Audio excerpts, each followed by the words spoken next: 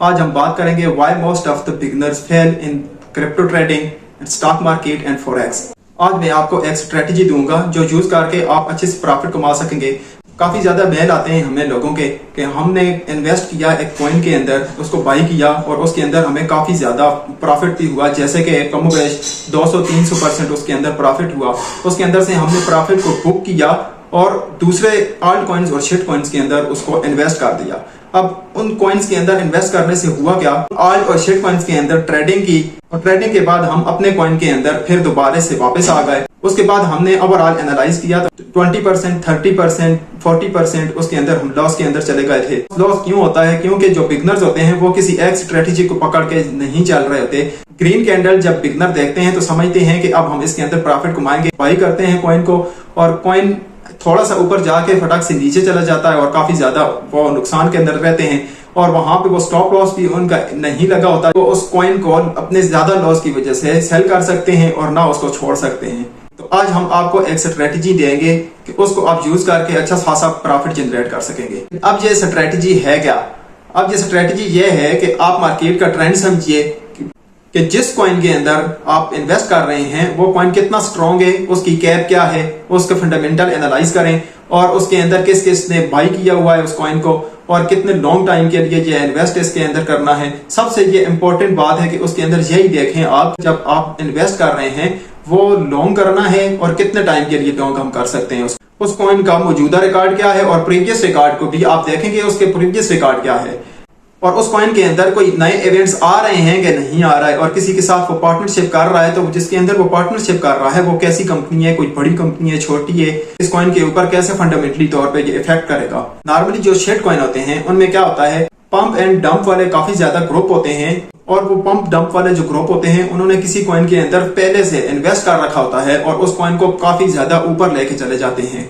जब वो बहुत ज्यादा ऊपर चला जाता है तो वो लोगों के अंदर मास मीडिया लोगों तक वो पहुंचाने की कोशिश करते हैं कि ये कॉइन मजीद ऊपर जाएगा, इसके अंदर आप इन्वेस्ट करें। आपको जब वो सिग्नल नजर आता है आप बिना सोचे समझे उसके अंदर इन्वेस्ट कर देते हैं और जब वो देखते हैं आप इन्वेस्ट करते हैं, आपकी जब बारी आती है उसके अंदर प्रॉफिट जनरेट करने की तो वो पंप डंप वाले जो कॉइन आपको सिग्नल देते हैं वही अपनी इन्वेस्टमेंट वहां से निकाल देते हैं। आपको यही कहते हैं कि आप वेट करें, इस कॉइन को होल्ड करें, आपको भी मौका मिलेगा इस कॉइन के अंदर प्रॉफिट जनरेट करने का। तो यार होल्ड वाले ये जो स्ट्रेटेजी है, किस कॉइन को अब हमने होल्ड करना है, किसको नहीं करना। अब हम देखेंगे कि कौन सा कॉइन फंडामेंटली तौर पे स्ट्रॉन्ग है, उसके अंदर हम अपना होल्ड कर सकते हैं। क्योंकि जो कॉइन्स फंडामेंटली तौर पे स्ट्रॉन्ग होते हैं यह भी एक स्ट्रेटेजी का बहुत इंपॉर्टेंट पार्ट है कि उनको हम होल्ड कर लेते हैं, उनके अंदर किसी किस्म की प्रॉब्लम हमें नहीं होती।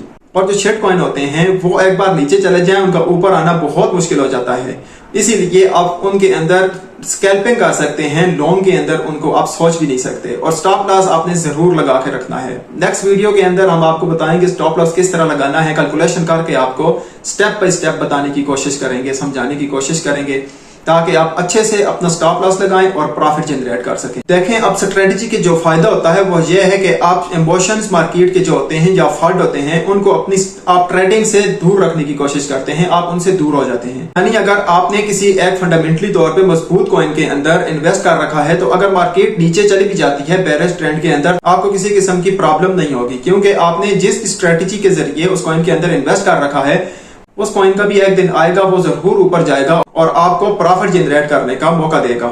तो यार यहाँ पे आपके माइंड के अंदर एक क्वेश्चन आ रहा होगा कि ये स्ट्रेटजी बनाने के लिए हम क्या करें। तो इस स्ट्रेटजी को बनाने के लिए हम आपको बताते हैं, आपने बड़े बड़े इन्वेस्टर्स को देखना है वो किस कॉइन के अंदर इन्वेस्ट कर रहे हैं। जैसे कि माइक्रो स्ट्रेटजी को आप देखें वो कौन से कॉइन के अंदर इन्वेस्ट ज्यादा करता है और कितना होल्ड करता है, किस तरीके से वो अपना इन्वेस्ट करके कैसे ट्रेड कर रहा है। और साथ ही साथ आप एनालिस्ट को देखें, जो बड़े एनालिस्ट होते हैं उनको आप ट्विटर के अंदर फॉलो करें, मास मीडिया के ऊपर फॉलो करें और उनसे अगर आपको किसी तरीके से कोई हेल्प मिलती है, कोई आइडिया मिलता है तो बहुत बेहतर है। वो जो बिगनर्स होते हैं उनको हम यही रिकमेंड करेंगे कि आप बुक्स पढ़ें, बुक्स से आपको काफी ज्यादा सीखने को मिलेगा। खुद को मोटिवेट करें और अपनी स्ट्रेटेजी बनाएं। तो यार हमें पता है कि आपके माइंड के अंदर अब ये भी क्वेश्चन राइज हो रहा होगा कि अगर हम स्ट्रेटेजी अपनाते हैं तो उससे होगा क्या। उससे ये होगा मार्केट के अंदर जो भी फंड या फोमो आते हैं खुद को उनसे आप दूर रखेंगे और अपनी ट्रेडिंग के ऊपर आप पूरा फोकस करेंगे।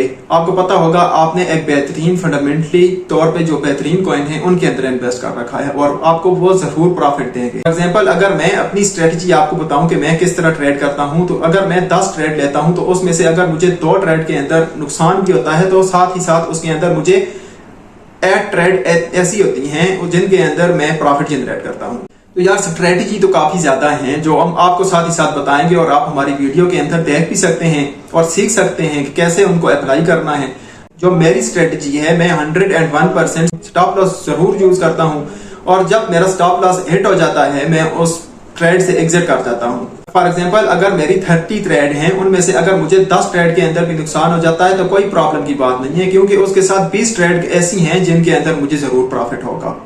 क्योंकि मैं अपनी एक स्ट्रेटजी बना लेता हूं कि किसी कॉइन के अंदर कितना इन्वेस्ट करना है और कितना ज्यादा इस कॉइन को मैं लॉन्ग कर सकता हूं। अब ये स्ट्रेटजी ये नहीं कि आप एक ही दिन के अंदर अपनी स्ट्रेटजी बना लेंगे, बल्कि आप आहिस्ता आहिस्ता जो बिगनर होते हैं स्लो उसके अंदर देखते हैं, अपनी स्ट्रेटजी खुद बनाने की कोशिश करते हैं। तो फ्रेंड्स, हम उम्मीद करते हैं आपको इस मॉड्यूल की समझ आई होगी, आपको ये मॉड्यूल अच्छा लगा होगा। अगर आपको ये मॉड्यूल अच्छा लगा है और आपने चैनल सब्सक्राइब नहीं किया तो अभी जाके चैनल को सब्सक्राइब करें और हमारी ये वीडियो अपने फ्रेंड्स के साथ भी शेयर करें ताकि वो भी इसको अच्छे से समझ सकें। कि फ्रेंड्स, अगर तो आपकी इस मॉड्यूल के अंदर किसी किस्म की क्वेरीज है तो आप कमेंट सेक्शन के अंदर हमें बताएं, तो हम जल्द से जल्द आपके उस कमेंट का रिप्लाई करने की कोशिश करेंगे।